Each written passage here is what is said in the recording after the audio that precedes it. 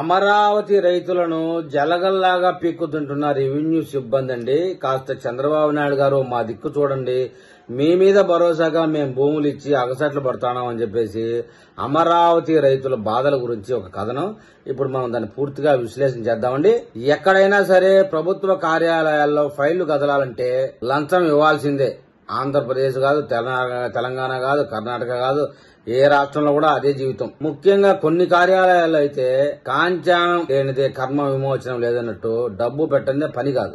ముఖ్యంగా రెవెన్యూ శాఖ, ఆ తర్వాత రిజిస్ట్రేషన్ శాఖ, ఆ తర్వాత వాణిజ్య పన్నుల శాఖ, తర్వాత ముఖ్యంగా రవాణా శాఖ. ముఖ్యంగా ఈ శాఖల్లో అయితే ప్రతి పనికి ఇంత అని ముందుగానే ఫిక్స్ చేసి ఉంటారు ప్యాకేజీ సిస్టమ్. డబ్బులు అనేది అక్కడ పెట్టకపోతే ఆ ఫైల్ ముందుకు జరగకపోగా కనబడకుండా పోయే ప్రమాదం కూడా ఉంది. మళ్ళీ నువ్వు ఎంత ఎతికినా దొరకదు. అమరావతి రాజధాని నిర్మాణం కోసం 18,000 మంది రైతులు 34,000 ఎకరాలు ఇస్తే ఆ రైతులకు సంబంధించి దాదాపుగా రిటర్నబుల్ ఫ్లాట్లు అయితే ఇవ్వడం జరిగింది. దాదాపుగా 99% ఇచ్చారని చెప్పాలి. ఏదో ఒక 10% కొన్ని ప్రాబ్లమ్స్ వల్ల పెండింగ్ లో ఉన్నాయి. వివాదాస్పదమైన వాటిని మట్టికి పెండింగ్ లో పెట్టామని చెప్తా ఉన్నారు. అలా పెండింగ్ ఉన్న వాటిని సరిచేయాలి అని చెప్పేసి అమరావతి రైతులు టీఆర్డీఏ కార్యాలయ చుట్టూ చెప్పులు అడిగిరలు తిరుగుతా ఉన్నారు. సహజంగా మనం ఆర్టీఓ ఆఫీస్ కాడ చూస్తాం. 2 వీలర్ డ్రైవింగ్ లైసెన్స్ అయితే 1000 రూపాయలు, 4 గంటలదైతే 5,000, పెద్ద వాహనం అయితే 8,000 ఇలా ఫిక్స్ చేస్తూ ఉంటారు ఇలాంటి కార్యాలయాల్లో. అది అందరికీ తెలిసిన విషయమే.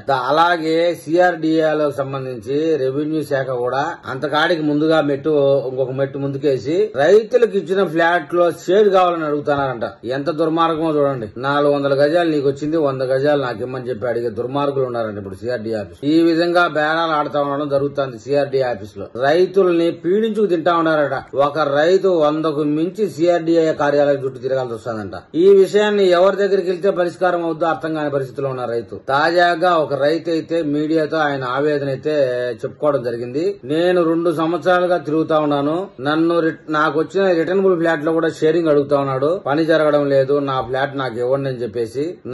నేను చంద్రబాబు నాయుడు గారిని నమ్మి భూములు ఇస్తే నన్ను ఇంత వేధిస్తారా అంటూ వేదన చెందుతా ఉన్నాడు. ఈ విషయం మీడియాలో రాగానే మన మంత్రి నారాయణ గారు దృష్టిలో అయితే పడింది.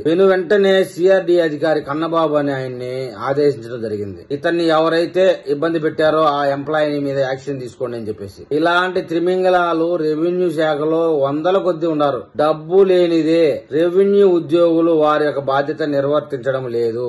అది చంద్రబాబు నాయుడు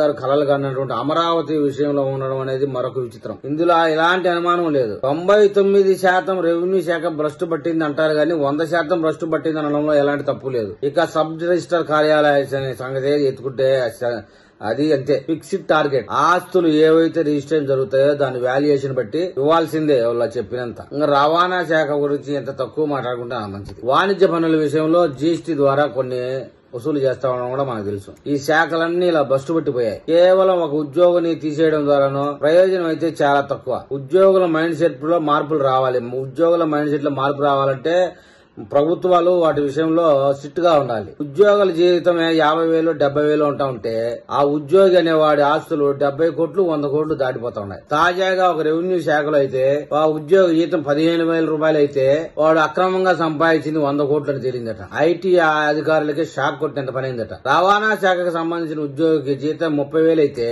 వాడి ప్రాపర్టీ వచ్చేసి 46 స్థలాలు, 5 కోట్ల విలువైన లగ్జరీ ఫ్లాట్లు, తూకం ఎంత తుంచినా కిలోల కొద్ది బంగారం.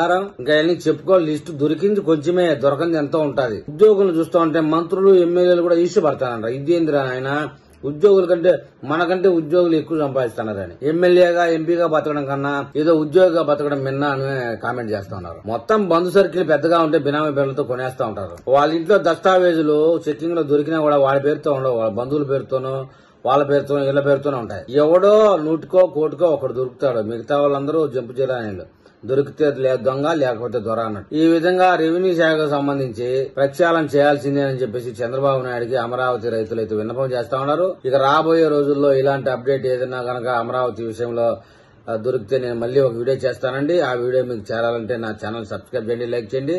మీరు ఏదైనా తెలపాలనుకుంటే కామెంట్ రూపంలో తెలపండి.